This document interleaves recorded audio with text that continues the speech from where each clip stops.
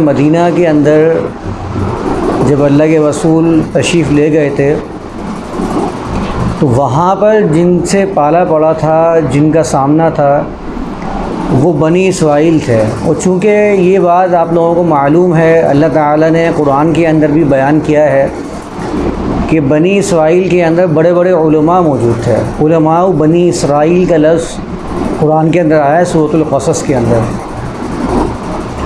और उनको अपने ऊपर नाज भी बहुत था, क्योंकि एक तो वो अपने आप को किताब का हकदार समझते थे कि हम लोग जो हैं वो अल्लाह ताला की किताब के हकदार हैं। दूसरा, मुसलसल जो नबूवत का सिलसिला उनमें जारी था, उसकी वजह से उनमें एक तरह का फ़ख्र और उलूहियत का जो एक एहसास था, एक गुमान था, वो पैदा हो चुका था।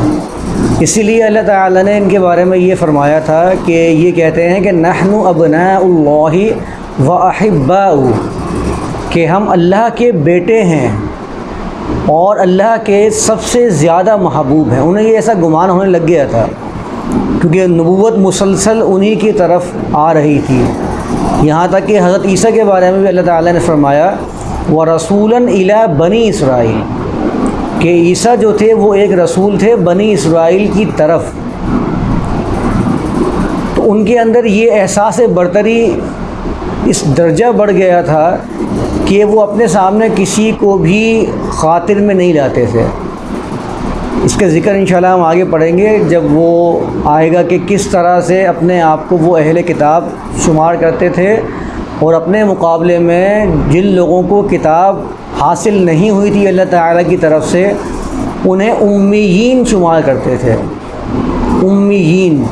और उनके बारे में उनका ये कॉन्सेप्ट था कि उम्मी उनके साथ हम कैसा भी मामला कर लें, हमें अल्लाह ताला के पास जवाबदेह नहीं होना पड़ेगा। ये उनके जहनों में गुमान पैदा हो गया था। आज के ज़माने के अंदर अगर आप यहूद की तारीख़ पढ़ना चाहें, यहूद के बारे में जानना चाहें, तो इतना मुश्किल काम नहीं है। आप इंटरनेट में सर्च कराइए, असर हाज़िर के बता रहा हूँ मैं आपको यहूद। उनकी जो एक रिलीजियस बुक है तालमूद उसका नाम है, उसके अंदर ऐसी ऐसी बातें लिखी हुई हैं जिसमें सिर्फ़ और सिर्फ यहूद को ऐसा पेश किया गया है कि ये कायनात तख्लीक़ की गई है तो यहूद की तख्लीक़ की गई है। आपको ऐसा गुमान होने लगेगा। अब उनके मुकाबले में हमारे यहाँ भी ऐसा ही पेश किया गया है उम्मत मुहम्मदिया को, कि उम्मत मुहम्मदिया का हर फ़र्द ये गुमान करता है, ख़ास तौर पे अवामुन नास के अंदर तो ये ऐसा राइज हो गया है, ऐसा रच बस गया है कि उन्हें तो यही लगता है कि ये जो उम्मत मुहम्मदिया है, चूँकि वो अल्लाह के रसूल मोहम्मद की उम्मत से ताल्लुक़ रखता है तो वो तो जन्नत में जाना उसका तो लाजिम और मलज़ूम है। जन्नत तो गोया उसी के लिए ही बनाई गई है, वो जन्नत का हकदार है, क्योंकि वो उम्मत मुहम्मदिया के अंदर मौजूद है, उसका ताल्लुक़ अल्लाह के रसूल मोहम्मद से है, वो अपनी निस्बत को मोहम्मद से करता है। तालमूद का अगर आप मुताला करेंगे, तालमूद के अंदर यही बात उन्होंने लिखी है। वो कहते हैं कि यहूदी अगर किसी गैर यहूदी का कत्ल भी कर दे तो कोई मसला नहीं है, जायज़ है उनके लिए, उनका खून जो है वो रायगा है, उनकी खून की कोई अहमियत नहीं है। अपने आप को वो अल्लाह का बेटा कहते हैं। तालमूद के अंदर भी ये बात लिखी हुई है। तालमूद के बारे में दावा मैं आपको बता दूं, तालमूद के बारे में यहूदियों का ये दावा है कि ये वो किताब है कि जो तौरात से भी ज़्यादा अफ़ज़ल करार दी जाती है यहूद के यहाँ। आप इसको ऐसा समझ लीजिए कि जैसे कि मुसलमानों के दरमियान कुरान के बारे में अक़ीदत तो मौजूद है, लेकिन जो दर्जा सही बुखारी को हासिल है वो कुरान भी हासिल नहीं कर सका। ये मैं आपको तजर्बे वाली बात बता रहा हूँ, ये आप जायज़ा ले सकते हैं। आप जाइए उलमा के पास जाइए, उनका जायज़ा लीजिए। जो दर्जा सही बुखारी को हासिल है वो कुरान भी हासिल नहीं कर सका। ये अफसोस का मुकाम है। वैसे यही मामला उन यहूद के अंदर भी मौजूद है कि वो तौरा को अल्लाह की किताब मानते हैं, गैर मुहर्रफ मानते हैं, लेकिन जो दर्जा उनके यहाँ तालमूद को हासिल है वो तौरा भी हासिल नहीं कर सके। 35 जिल्दों के अंदर मौजूद है तालमुद। 15 जिल्दों में लिखी गई थी, आज के ज़माने में 35 जिल्दों के मौजूद है। अंदाज़ा लगाइए क्या बढ़ा चढ़ा कर अपने बारे में मुबालगा बयान किया उन्होंने। बताएं, उनका भी नज़रिया अपने बारे में यही है कि वो ख़वास में से आते हैं, VIPs में से आते हैं, मज़हबी। देखिए, एक VIPs तो होते हैं जो दुनियावी होते हैं, एक VIPs वो होते हैं जो मज़हबी शख्सियतें होती हैं। कैटेगरी तो हमारे यहाँ सिर्फ दुनिया के अंदर नहीं है, मज़हब के अंदर भी कैटेगरीज़ बना रखी हैं, आवाम की और ख़वास की। फिर इसको और कैटेगराइज़ कर दिया है। फिर लोगों ने अपनी ज़ातों के अंदर अपने आप को ख़ास बनाना शुरू कर दिया। मैं सैयद हूँ। जब वो सैयद कहते हैं अपने आप को, तो सैयद का तो मतलब भी सरदार है। जब उन्होंने अपने आप को सैयद कह दिया, उन्होंने ये साबित कर दिया कि मज़हबी एतबार से मैं तुम सबसे ज़्यादा ऊपर हूँ, तुम मेरे नज़दीक तुम्हारी कोई हैसियत नहीं है। जैसे कि हिंदुइज़्म के अंदर ब्राह्मण को अगर आप जानें तो ब्राह्मण का दर्जा वो दर्जा है जो आम हिंदू हासिल कभी नहीं कर सकता, ब्राह्मण ही हासिल कर सकता है। अब जो उसके घर में पैदा हो रहा है तो उसकी कोई ख़ास काबिलियत क्या है, मुझे ज़रा ये तो बताया जाए। उसकी क्या काबिलियत है उसके घर में पैदा होने में? तो ब्राह्मण को दर्जा इतना ज़्यादा दे दिया जाता है कि ब्राह्मण अपने आगे किसी को भी खाते में नहीं लाता। यही दर्जा सैयद के नाम से हमारे यहाँ मुसलमानों में राइज कर दिया गया कि तुम सैयद हो, तुम्हारा दर्जा आम बंदा हासिल नहीं कर सकता। अल्लाह ताला के नज़दीक इन बातों की कोई अहमियत नहीं है। ये जो सैयद बने हैं, अपने आप को अल्लाह ताला का महबूब करार दें, अल्लाह के रसूल मोहम्मद से निस्बत की वजह से अपने आप को जन्नती करार दें, अल्लाह ताला के नज़दीक इन बातों की कतआन कोई हैसियत नहीं है। अल्लाह ताला का कानून ये है, आप जैसा अमल करोगे अल्लाह ताला के नज़दीक वैसा ही बदला पाओगे। अल्लाह ताला वो बादशाहों वाला मामला नहीं है कि खुश हो गया तो बहुत से लोगों को माफ़ कर दिया और गुस्से में आ गया तो बहुत से लोगों को बर्बाद कर दिया। ये जज्बात ये तो इंसानों के लिए है, अल्लाह के जज्बात थोड़ी हैं। जब भी तो आप देखें कि अल्लाह ताला ने कानून अपना दिया है। अगर लोगों को कहता है कानून तुम बनाओ, दुनिया में तुम अपना कानून चलाओ, तो जज्बात गालिब आ जाते हैं। अल्लाह हमारी तरह खुश नहीं होता। जो रिवायत हदीसें पढ़ते हैं ना, अल्लाह हंसता है।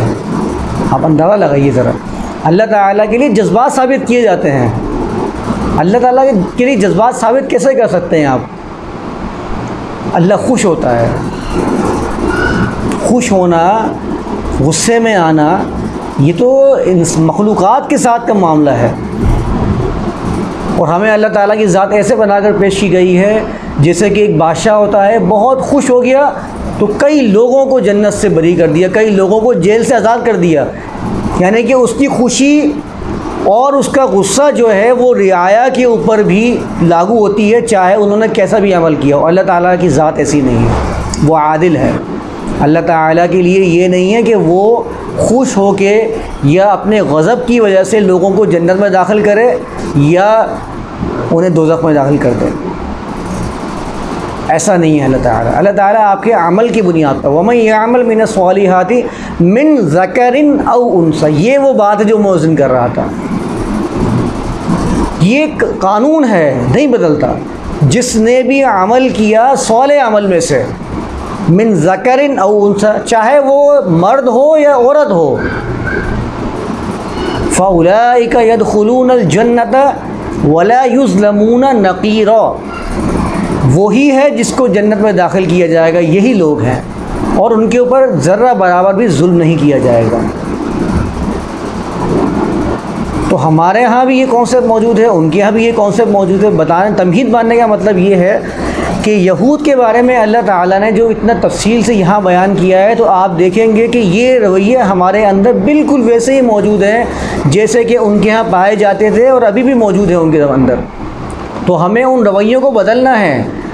किताब से रहनुमाई हासिल करने वाला वो शख्स है जो इससे इबरत पकड़े, इसको किस्से कहानियाँ आसानी ना बनाए। लक़द काना फ़ी क़ससिहिम इबरा लिउलिल अलबाब, ये जो किस्से हैं इनके, इनमें इबरत है उलुल अलबाब के लिए, उनके लिए जो अपनी अक़लों को इस्तेमाल करते हैं। तो महज किस्सा समझ के पढ़ेंगे तो भूल जाएंगे।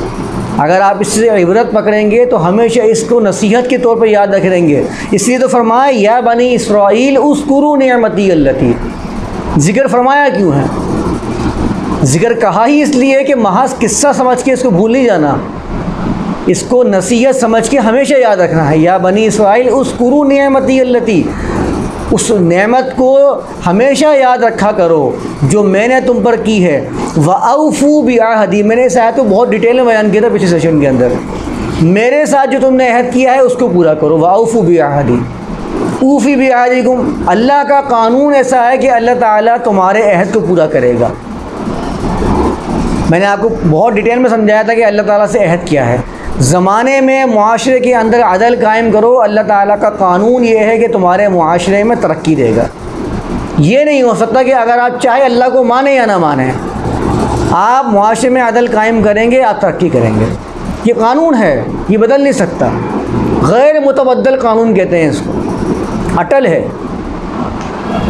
आप लोगों में मुआशरे के अंदर अपने लोगों के साथ भलाई करें, हुस्न पैदा करें, आपकी ज़िंदगी में हुस्न पैदा होगा। ये कानून है। हल जज़ाउल इहसान इल्लल इहसान। कितनी बार सूरत रहमान हम अपने मुंडों पर पढ़ के फूंक रहे होते हैं, कितनी मर्तबा हम सूरत रहमान को सवाब की खातिर पढ़ रहे होते हैं, लेकिन क्या हमने कभी ये सोचा है कि एहसान का बदला एहसान होता क्या है? हल जज़ाउल इहसान इल्लल इहसान, सवाल करके जवाब दिया गया है। क्या एहसान का बदला सिवाय एहसान के कुछ है? हुस्न पैदा करेंगे तो हुस्न ही पैदा होगा, बर्बादी नहीं हो सकती। मैंने आपको इसकी मिसाल मतलब दी थी। हज़रत मूसा का वाक़या मैंने आपके सामने बयान किया था कि उनके साथ जो अब्द सालेह थे उन्होंने हुस्न पैदा किया। दीवार गिर रही है, युरीदु यनक़ज़ा फ़ाक़ोमा, उन्होंने उसको तवाज़ुन कायम किया उसके अंदर, और कोई उजरत भी तलब नहीं की। मूसा ने कहा था लौ शि'ता लत्तख़ज़्ता अलैहि अजरा, अगर आप चाहते तो आप इसके ऊपर उनसे अजर तलब कर सकते थे। लेकिन हुस्न जो पैदा करने वाले होते हैं वो दुनिया माशरे के अंदर हुस्न पैदा कर रहे होते हैं। और अल्लाह उनके बारे में फरमाता है वकज़ालिका नजज़िल मुहसिनीन, जो हुस्न पैदा करने वाले हैं हम उनको ऐसे ही बदले दिया करते हैं, उनके लिए राहें आसान करते रहते हैं। वइय्या या फ़रहबून, यहाँ पर भी मैंने आप लोगों को बताया था कि फ़रहबून क्या है, राहिब क्या होता है, रहबानियत क्या है, किस तरह रहबानियत के नाम के ऊपर घिनौने साजिशें की गई हैं। इस्लाम को बिल्कुल एक अलग ही रुख से पेश किया गया है जो इस्लाम की असल नहीं थी। इस्लाम ने मुआशरे में हुस्न पैदा करने का हुक्म फरमाया है, वो अपनी ज़िंदगी में हुस्न पैदा करने की कोशिश कर रहे हैं। खाली इस्लाम इज्तिमाइयत का दर्ज दे रहा है, वो इनफरादियत की तरफ इस्लाम को लेकर जा रहे हैं। वो बाबे, वो पीर थे जिन्होंने इस्लाम को फैलाया है, उनका इस्लाम क्या था, उन्होंने मुआशरे में क्या हुस्न पैदा किया, ये मैंने आपके सामने डिटेल में डिस्कस किया था। उन्होंने मुआशरे के लिए कौन सा कारनामा सर अंजाम दिया है, उन्होंने लोगों की जहालत को इल्म से क्या बदला है। अगर उन्होंने इल्म ये पेश किया है कि तुम मेरे दरबारों पे आना है और मुझसे मन्नतें मांगना, तो ये इल्म नहीं, ये जहालत है। इससे बड़ी जहालत कोई नहीं है, ये सबसे बड़ी जहालत है। तो मुजरिम हुए वो, अगर उन्होंने ये तालीम पेश की तो वो मुजरिम हैं, वो मोहसिन नहीं है। अगर उनसे लोगों ने ये तालीम मंसूब की है तो वो मुजरिम हैं, बराबर के मुजरिम हैं, उनकी तरह मुजरिम हैं जो उनकी कब्रों पर जाके सजदा करते हैं, जुर्म में बराबर के शरीक हैं। ऐसा नहीं है कि वो अगर उनका नाम बड़ा है तो उनका जुर्म छूट जाएगा, नहीं, वो कितने कदीम हो जाएं।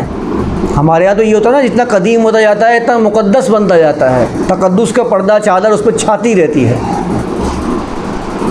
इस तक़द्दुस के पर्दे को हटा के हक़ाइक़ की रोशनी में छानना पड़ेगा कि सही क्या है, गलत क्या है। वइय्या या फ़रहबून, इरहाब उन परिंदों को कहते हैं कि जो शिकार नहीं करते और उसकी वजह से उनके अंदर कमज़ोरी वाक़ई हो जाती है। रूहबा उस ऊँटनी को कहते हैं जो सफ़र में चल रही होती है और थक के मारे पीछे हो जाती है। इसीलिए आप देखते हैं, वो सुनते भी हैं कि सूफ़ीज़म के अंदर, रहबानियत के अंदर अपने आप को तकलीफ़ें दी जाती हैं, खाने पीने को तर्क किया जाता है। अरहाब वो परिंदे जो शिकार नहीं करते हैं, कमज़ोर हो जाते हैं, अपने आप को कमज़ोर किया जाता है। वइय्या या फ़रहबून, अल्लाह ताला ऐसी रियासतें, ऐसी मशक्क़तें करने की, ऐसी मशक़ें करने की कहीं भी तरग़ीब नहीं देता। वो आसानियाँ फ़राहम करता है। युरीदुल्लाहु बिकुमुल युसरा वला युरीदु बिकुमुल उसरा। अल्लाह चाहता है तुम्हारे लिए आसानियाँ, तुम्हारे लिए तंगियाँ नहीं चाहता। उसने जब आपको वो काम करने का हुक्म ही नहीं दिया है तो आपने उस काम को बतौर दीन अपना कैसे लिया। भाई या फ़रहबून का मतलब तो ये है कि मेरे लिए मोहतात हो जाओ, जिस काम का मैंने हुक्म दिया है उस काम को करने में लग जाओ, जिस काम से मना किया है, रोका है, उस काम से रुक जाओ। उस वक़्त आपके अंदर रहबानियत आएगी। खुद साख्ता मशक़ें करने से, खुद साख्ता रियासतें करने से आपके अंदर वो कमाल पैदा नहीं हो सकता। अगर यही चीज़ें कमाल पैदा करने का ज़रिया होती तो अल्लाह ताला अपने मुंतखब बंदों में से ऐसे बंदे चूज़ करता जो यही काम करते, रियासतें और मशक्क़तें कर रहे होते। उन्होंने ऐसी रियासतें, ऐसी मशक्क़तें नहीं की, बल्कि बातिल का डट का मुकाबला किया। ये तो बातिल से छुप के काम कर रहे होते हैं, ये तो कोने पकड़ के छुपे हुए होते हैं और इंफरादियत पे काम कर रहे होते हैं। इज्तिमाइयत के टक्कर लेने की इनके अंदर कोई हिम्मत ही नहीं होती है। जब अपने आप को तंग कर लेंगे, कमज़ोर कर लेंगे तो मुकाबला कैसे करेंगे बातिल का। वही या फ़रहबून बड़ी बुनियादी और अहम आयत है कुरान के अंदर। वैसे तो सारी आयत ही अहम है, हर आयत की अपने एतबार से एक अलग अहमियत है। व आमिनू बिमा अनज़लतु, ईमान उस चीज़ पर लाओ जो मैंने नाजिल किया है। मुसद्दिक़ल लिमा, जो अल्लाह ने नाजिल किया है उसकी सिफत क्या है। मुसद्दिक़ल लिमा माअकुम, ये उसकी तस्दीक करती है जो तुम्हारे पास पहले से मौजूद है। ये कोई नया कानून नहीं है, ये कानून तो अल्लाह ताला की ज़ात से सादिर हुआ है। तो ये एक ही कानून है, हर नबी को वक्तन फ़वक्तन दिया जाता रहा है। ये तुम्हारे पास जो कानून मौजूद है उसकी तस्दीक करता है, ये कोई नई चीज़ नहीं है। वला तकूनू अव्वला काफिरिन भी, तुम क्यों पहले काफिर बनते हो इसका इनकार कर कर। तुम पहले काफिर मत बन जाना इसका इनकार करके। पहले काफिर का मतलब ये है कि जब तुम्हारे पास पहले से ही ये कानून मौजूद है और तुम इसको ऐसे जानते हो, यारिफूनहु कमा यारिफून अबनाअहुम, ये ऐसे जानते हैं जैसे कि अपने बच्चों को पहचानते हैं, इतनी पहचान है इनको अल्लाह के कानून की। तो फिर क्यों इनकार करते हो। तुम इनकार इसलिए करते हो ताकि तुम इनकार करोगे तुम्हें देखे देखिए आम बंदा वैसे इनकार कर देगा। वो कहेगा जब अहले किताब नहीं मान रहे हैं तो हमारे पास तो किताब ही नहीं है तो हम क्यों मानेंगे। जब अहले किताब के बड़े बड़े उलमा नहीं मान रहे इसका मतलब है कोई कुछ ना कुछ दाल में काला है। ये चालाकियाँ थी इनकी, आप आगे साजिशें देखेंगे इनकी कितनी बड़ी बड़ी साजिशें की हैं। कहते थे दिन के पहले हिस्से में ईमान लाओ, वक़्फ़ुरु आखिरहु, और दिन के दूसरे से में इनकार कर दो। साजिशें देखें ज़रा आप, दिन के पहले हिस्से में ईमान लेकर आओ और रात में इनकार कर देना। तुम एक इनकार करोगे 10 बंदे और इनकार करने वाले बन जाएंगे। बोले कोई ना कोई मसला है इसके साथ, ये जो पैगाम पेश कर रहे हैं इसमें कोई ना कोई मसला है जिसकी वजह से लोग आ रहे हैं वापस जा रहे हैं।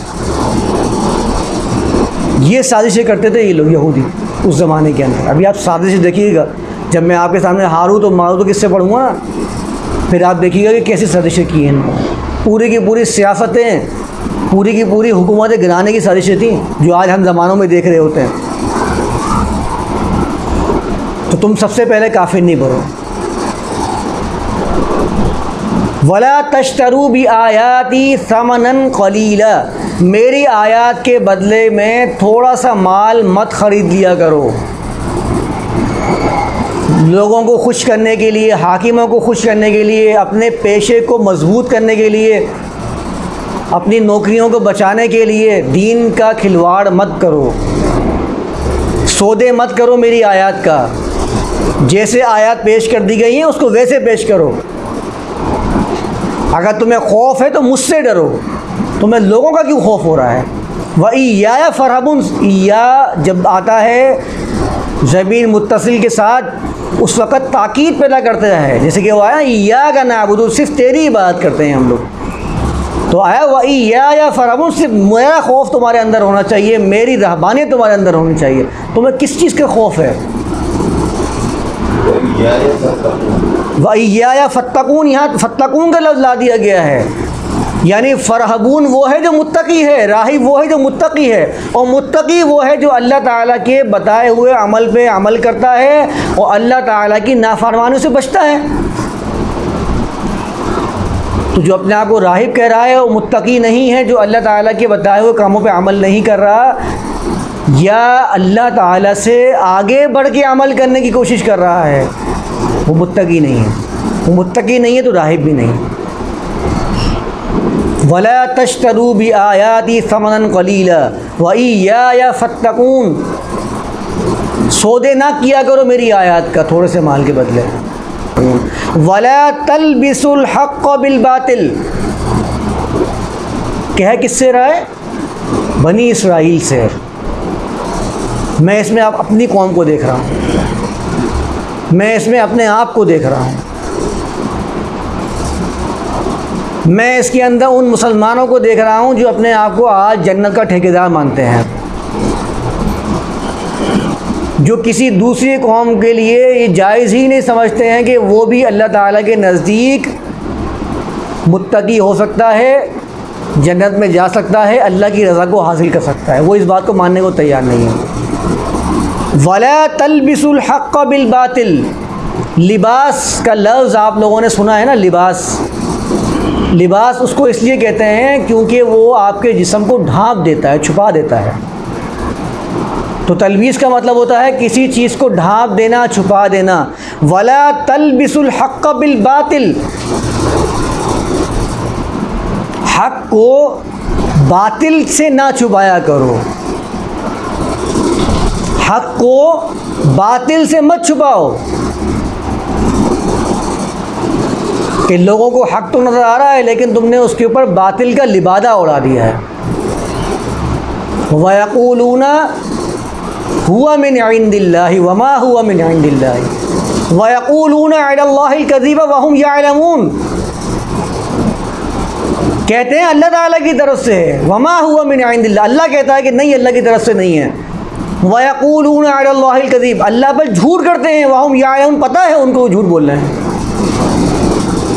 जानते हैं कि ये गलत कह रहे हैं, लेकिन वो क्या कहते हैं? अल्लाह ताला की तरफ से। अल्लाह कह रहा नहीं मेरी तरफ से नहीं है, ये इनके खुद साख्ता लिखी हुई किताबें हैं, चाहे वो तालमूद हो, चाहे वो ब्राह्मणों की किताबें हों, चाहे वो सही बुखारी मुस्लिम हो, ये हाथों की लिखी हुई किताबें हैं।